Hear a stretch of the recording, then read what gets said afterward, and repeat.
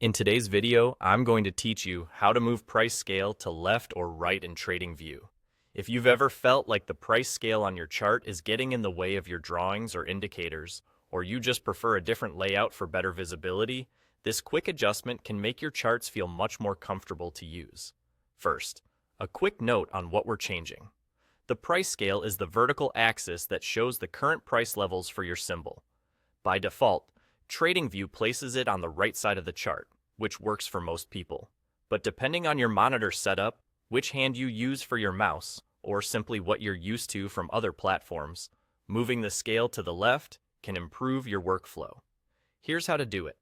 On the chart, move your mouse directly over the price scale itself, not the main chart area.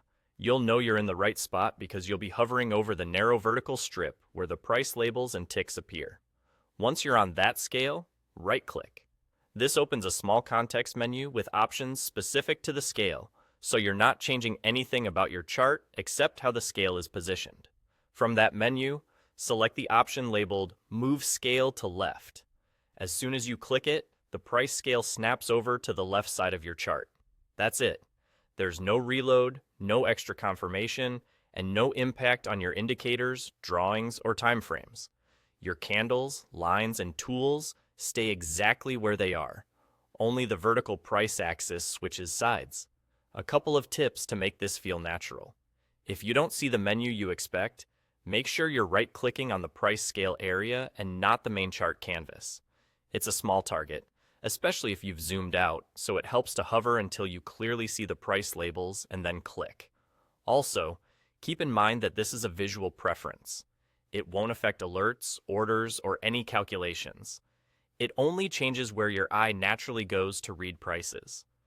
TradingView typically remembers this choice as part of your chart layout, so once you make the change, it should stick the next time you open that layout.